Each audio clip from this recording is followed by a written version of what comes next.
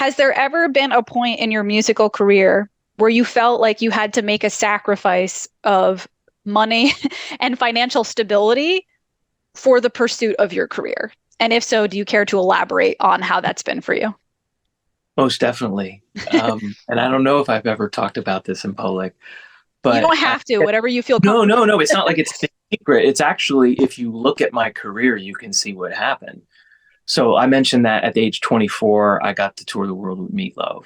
Yeah. And but he was also doing movies at the time. He was in Fight Club. He was in Crazy in Alabama. He was an actor as well as a musician. So he wasn't touring year round. Yeah. Furthermore, legacy artists, you don't know what their album recording schedule is, but there was no guarantee that we'd be in on that side of the game too.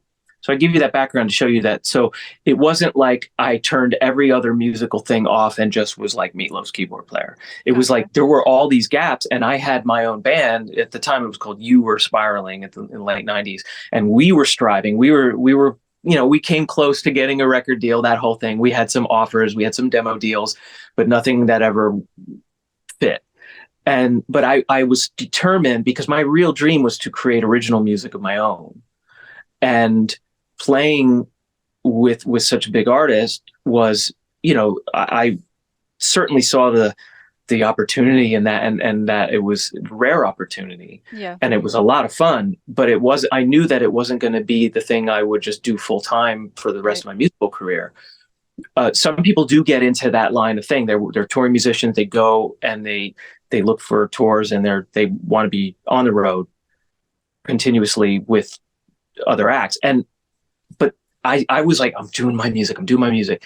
Then when Yes called, I mean, that was in 2001. Okay. And I was like, I, I had to sacrifice being Meatloaf's keyboard player to do Yes's gig. And I knew that the Yes gig would only be for 1 year.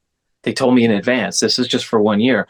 And so it was like, I had to sacrifice that other position in order to do this thing, because Yes was the band. I had the posters on the wall. I learned their music in high school, Battle of the Bands, all that stuff. I was so into them, and the fact that it seemed like virtual reality that I was going to get to play with my favorite childhood band, and so I had to go for it. But I knew that at the end of it, I wasn't going to try to jump into another tour. I was going to I actually put most of my earnings from those bands into my band. I financed the recordings. I got us a van when we needed to, and to tour and stuff like that. So after the Yes thing, I could have rode that to more pro touring opportunities, and been like a good job. But I was like, I have to give it a shot with my band, because I'm going to look back and regret it if I said, what would have happened if I really put myself out there? So we did. And we sold a few thousand albums of our own that we produced ourselves, and we toured coast to coast. We even went to Japan once, but it was like we didn't become household names. This was in the 2000s when rock was kind of going down and music sales were going down. Like the digital revolution was happening, and so many things were changing in the music world. And like what I would explain to some people is that when you tour as an indie band, it's almost like you're on a political campaign. Like you're spending money to get the vote. You're spending money to get Yeah. the fan. Yeah. You're not making money. So I passed up more lucrative paths Yeah.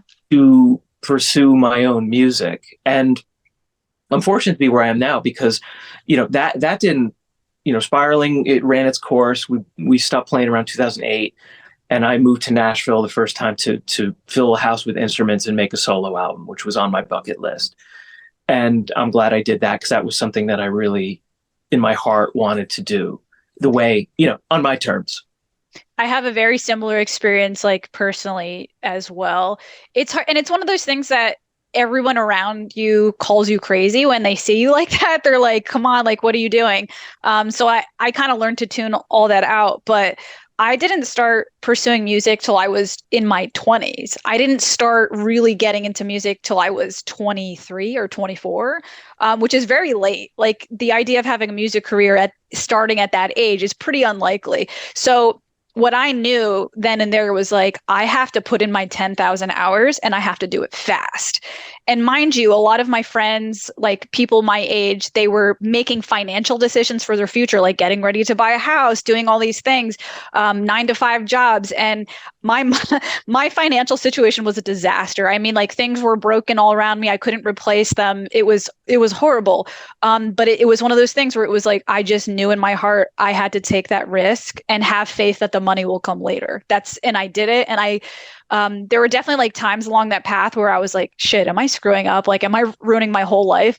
But in hindsight, I'm like, no, you did the right thing because you wouldn't. I've reached a point in my piano skills where I can now do things more for money and my skills have a solid enough foundation that I don't have to do that. But I don't regret doing that at all, you know? So